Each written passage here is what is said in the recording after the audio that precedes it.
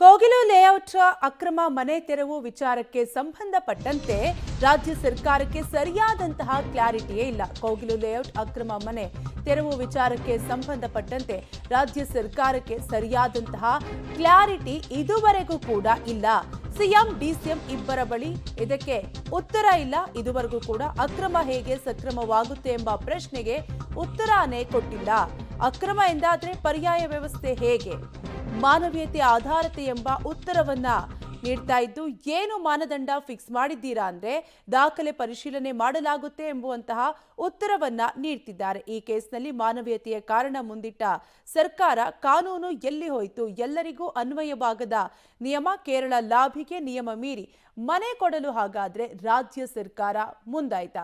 ಒಟ್ಟಾರೆಯಾಗಿ ಕೇರಳದಲ್ಲಿ ಏನೇ ಆದ್ರೂ ಕೂಡ ಕರ್ನಾಟಕ ಸಹಾಯ ಮಾಡಬೇಕು, ಕೇರಳದವರು ಏನೇ ಹೇಳಿದ್ರು ಅದಕ್ಕೆ ಪರಿಹಾರವನ್ನ ಕೊಡಬೇಕು. ಇದೆಲ್ಲದರ ಮಧ್ಯೆ ಈಗ ಕೋಗಿಲು ಲೇಔಟ್ನಲ್ಲಿ ಅಕ್ರಮ ಮನೆ ತೆರವು ವಿಚಾರಕ್ಕೆ ಸಂಬಂಧಪಟ್ಟಂತೆ ರಾಜ್ಯ ಸರ್ಕಾರಕ್ಕೆ ಯಾವುದೇ ರೀತಿಯಾದಂತಹ ಕ್ಲಾರಿಟಿ ಇದುವರೆಗೂ ಕೂಡ ಇಲ್ಲ.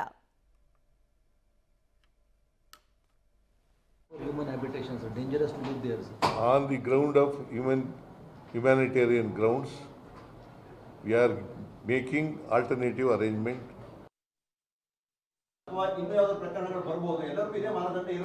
ಅದು ನೋಡ್ತಾರೆ ಕಾರ್ಪೊರೇಷನ್ ಅವರು. ಇನ್ನು ಮುಂದೆ ಬರಬಾರ್ದಾಗ ನೋಡ್ಕೋಬೇಕು ಅಂತ ಮಾಡಿದ್ದೀನಿ. ಇನ್ನು ಮುಂದೆ ಯಾರು ಕೂಡ ಅಧಿಕಾರಿಗಳಿಗೆ ಜವಾಬ್ದಾರರು ಅದಕ್ಕೆ ಅಂತ ಹೇಳಿದ್ದೀನಿ.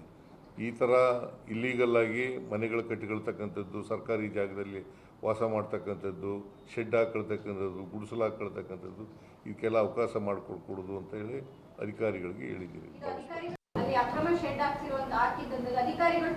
That is why I shed ಏನಂತ ಹೇಳಿದ್ದೀನಿ, ಯಾರು ಅಧಿಕಾರಿಗಳು ಅವತ್ತಿದ್ರು ಅವ್ರ ಮೇಲೆ ಕ್ರಮ ತಗೊಳ್ಳಿ ಅಂತ ಹೇಳಿದ್ದೀನಿ.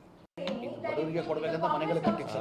ಇದು ಬಡವರಿಗೆ ಕೊಡಬೇಕಂತ ಮನೆಗಳು ಕಟ್ಟಿದ್ರು. ಇದು 1 ಲಕ್ಷ ಸ್ಕೀಮ್ ನಿಮ್ಮ ಕಾಲದಲ್ಲೇ ಬಂದಿದೆ. ಇದು ಈ ಮನೆಗಳು ಕಟ್ಟಿರೋದು 1 ಲಕ್ಷ ಮನೆಗಳು ಕಟ್ಟಿರೋದು ಬಡವರು ಕೊಡೋಕ್ಕೆ.